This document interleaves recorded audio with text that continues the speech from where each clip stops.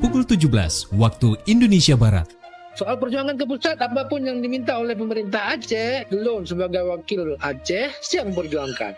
Saatnya kita dengarkan dan kita saksikan Lintas 17, informasi aktual dari seluruh penjuru Aceh. Kejaksaan Tinggi Aceh menuntut 40 orang bandar narkoba dengan ancaman hukuman mati. Kabupaten Aceh Singkil Provinsi Aceh dengan menyediakan anggaran sebesar 25 miliar rupiah. Inilah Lintas 17 bersama Korwil 17 Banda Aceh.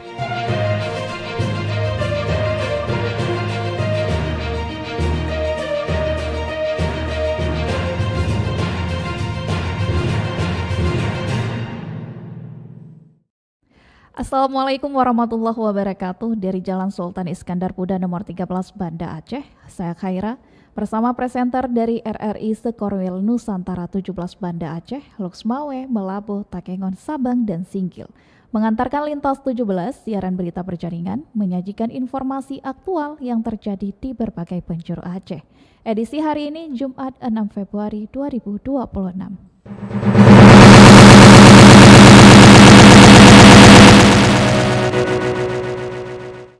Pendengar, berita utama yang dapat Anda simak sore ini diantaranya Hermes Palace, Hotel bantu pemulihan pasca bencana, dan berita lainnya api karhutla di Aceh Barat sudah padam total.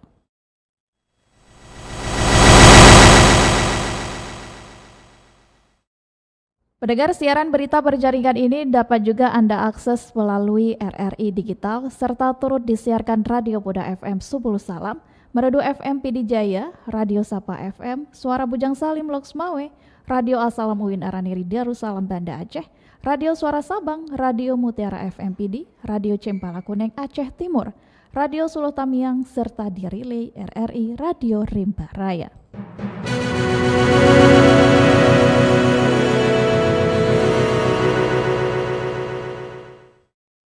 Baiklah saudara, berita pertama kami mulai dari Kutaraja, Banda Aceh.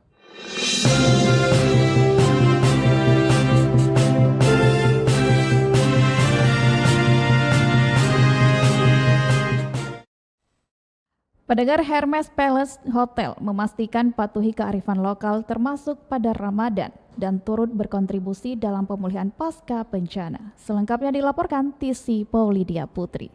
General Manager GM Hermes Palace Hotel Banda Aceh yang juga Ketua Dewan Pimpinan Daerah DPD Indonesian Hotel General Manager Association IHGMA Aceh, Budi Syaiful memastikan patuh terhadap kearifan lokal yang berlaku di provinsi ini termasuk pada bulan suci Ramadan 1447 Hijriah. Bahkan dalam upaya membantu korban bencana di wilayah terdampak, sebagian penghasilan dari paket khusus Ramadan seperti berbuka puasa akan didonasikan untuk para korban. Jumlah donasi yang terkumpul dari paket Ramadan tersebut nantinya akan disampaikan kepada publik secara transparan. Berikut penyaluran yang dijadwalkan setelah Idul Fitri mendatang.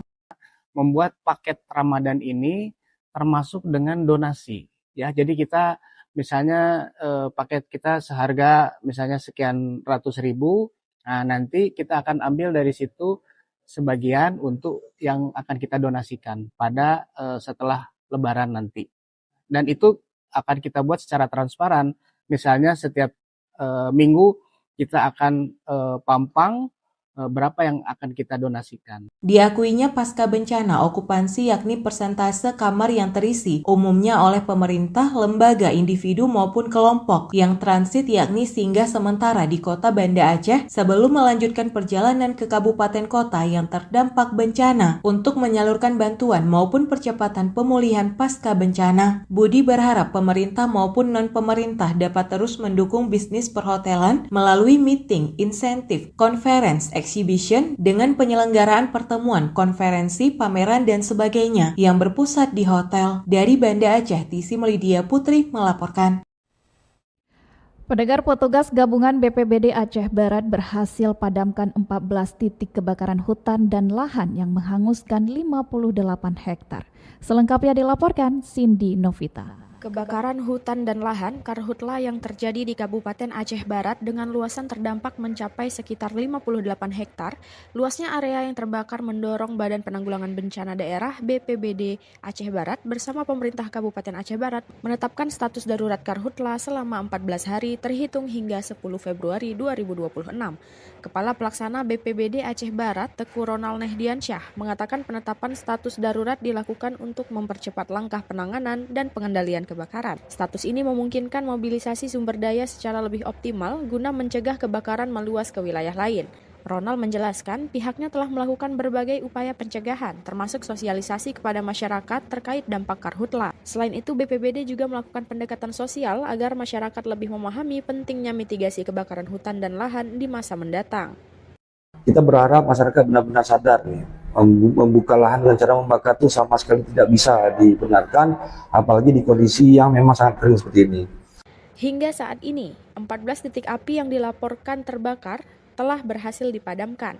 Meski demikian, BPBD mencatat masih terdapat sisa asap di beberapa lokasi. Dari Banda Aceh, Cindy Novita melaporkan. Pendengar dari Kota Raja Banda Aceh, lintas 17 menuju Samudra Pasai, Aceh Utara.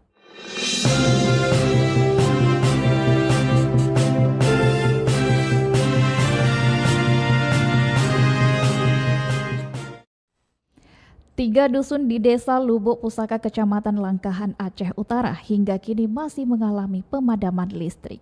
Selengkapnya dilaporkan Saifullah Nurdin. 2 bulan lebih pasca banjir bandang pada 26 November 2025, 3 dusun di Desa Lubuk Pusaka, Kecamatan Langkahan, Kabupaten Aceh Utara hingga kini masih mengalami pemadaman listrik, sehingga warga mengandalkan penerangan dari mesin genset dan lampu tenaga surya bantuan pemerintah dan sejumlah lembaga. Warga dusun Bidadari Desa Lubuk Pusaka, Syaiful Ansori kepada RRI Kamis 5 Februari 2016 menyebutkan, pasca 2 bulan lebih banjir bandang, dari 7 dusun yang ada di Desa Lubuk Pusaka, hanya 3 dusun yang sudah normal listrik, yaitu Dusun Tanah Merah, Cermai, dan Dusun Simpang 5. Sedangkan 4 dusun lainnya, yaitu Dusun Bidadari, Selemak, Bina Baru, dan Dusun Sarah Raja hingga saat ini listrik masih padam, sehingga warga mengandalkan penerangan dari mesin genset dan lampu tenaga surya.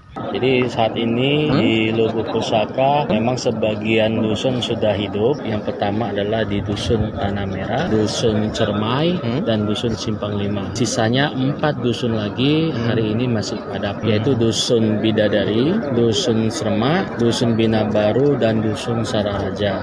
Bantuan-bantuan diberikan itu cukup banyak, salah satunya adalah genset, sehingga masyarakat itu menggunakan genset sebagai penerangan. Tenaga surya.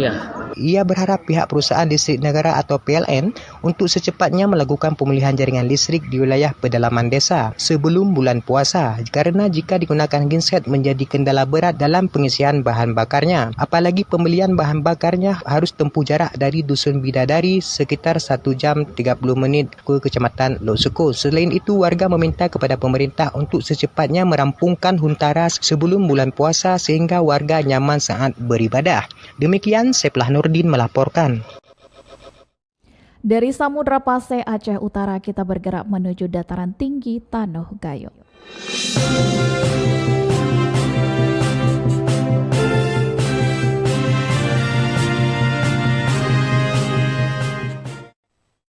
Pendengar, pemerintah Aceh Tengah bagi 30 unit Starlink kepada kampung dengan status blank spot area. Selengkapnya dilaporkan Muhammad Sanusi. Pemerintah Aceh Tengah melalui Diskominfo salurkan 30 Starlink kepada kampung dan organisasi perangkat daerah OPD. Penyalurannya berlangsung di lapangan Musara Alun pada Kamis 5 Februari 2026 pasca pelantikan P3K per waktu. Perangkat internet ini disalurkan kepada kampung di wilayah pinggiran dengan blank spot area dan OPD yang melakukan pelayanan seperti Dukcapil dan BLUD Datu Beru. Kadis Kominfo Aceh Tengah Mustafa Kamal berharap dengan penyaluran Starlink ini dapat meningkatkan pelayanan kepada masyarakat. Kita harapkan dengan adanya Starlink ini, unit layanan dan kampung-kampung Blackspot itu bisa mengakses internet untuk melakukan pelayanan kepada masyarakat. Di Aceh Tengah masih ada bang daerah Blackspot? Masih ada.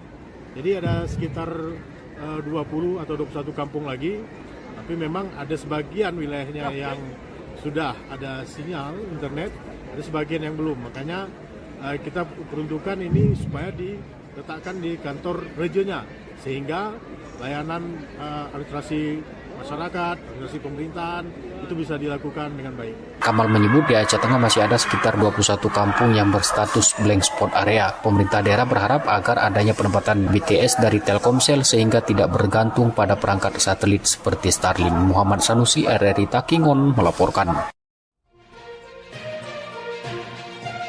Anda sedang mendengarkan Lintas 17 dari Korwil 17 Banda Aceh.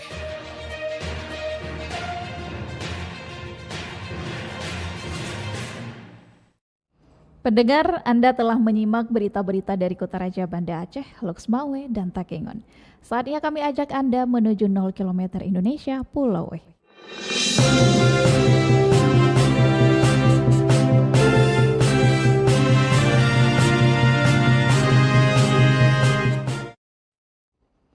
Perum Bulog memastikan ketersediaan beras di Kota Sabang dalam kondisi aman dan mencukupi kebutuhan masyarakat menjelang Ramadan hingga Idul Fitri.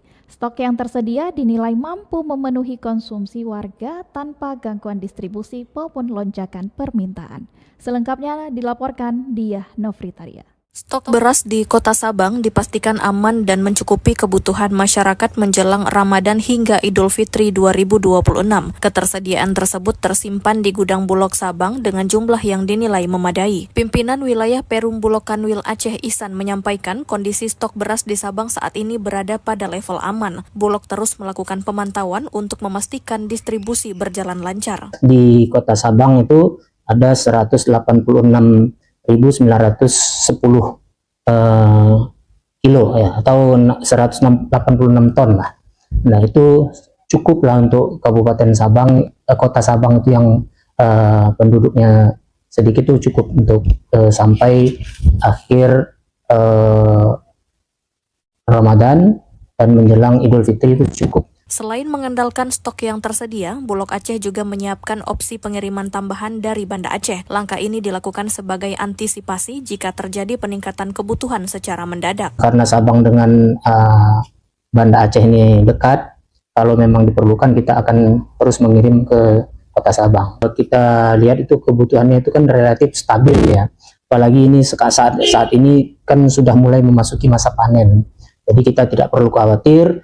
Tapi apabila terjadi lonjakan harga, kita masih ada perintah dari Bappenas untuk melaksanakan pendistribusian beras SPHP. Selain beras, Bulog Aceh turut mengawal ketersediaan bahan pokok lain seperti minyak goreng. Untuk wilayah Aceh, Bulog mendapatkan kuota penyaluran minyak goreng sebesar 35% dari kebutuhan masyarakat. Sementara itu, konsumsi beras masyarakat Sabang per bulan berkisar antara 50 hingga 60 ton. Saat ini penyaluran beras SPHP dilakukan melalui 30 toko yang terdata di Kota Sabang. Ia mengimbau masyarakat agar tidak khawatir terhadap ketersediaan pangan menjelang Ramadan. Bulog memastikan distribusi beras dan bahan pokok lainnya tetap berjalan lancar. Diah Novritaria melaporkan. Dari 0 km Indonesia Sabang, lintas 17 bergerak menuju kawasan Bumi Syekh Abdul Rauf As-Singkili.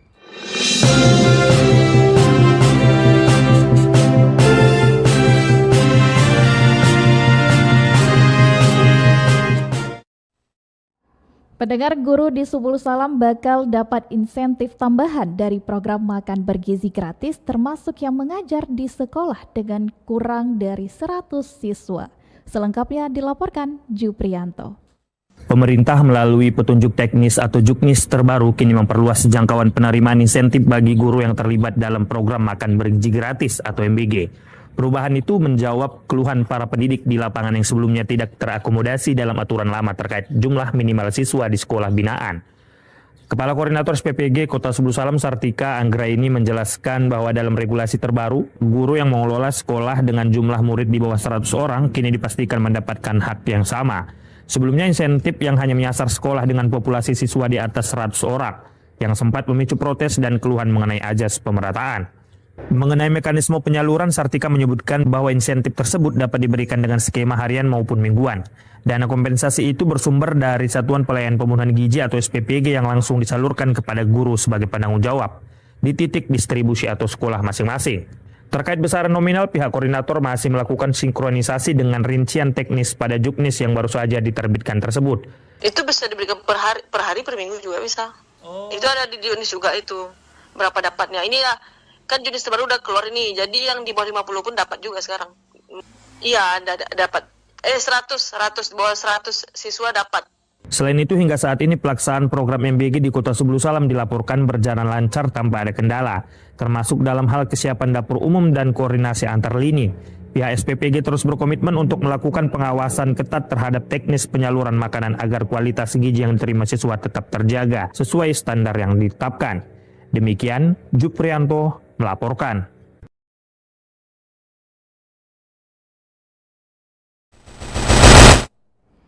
Mendengar dengan berakhirnya laporan tadi, berakhir sudah Lintas 17 sore ini. Berita utama dari RRI sewilayah batas Selasar Korwil 17 Banda Aceh. Atas perhatian Anda, kami ucapkan terima kasih. Wassalamualaikum warahmatullahi wabarakatuh. Sekali di udara, tetap di udara. Demikian Lintas 17 sore ini. Produksi Korwil 17 Banda Aceh.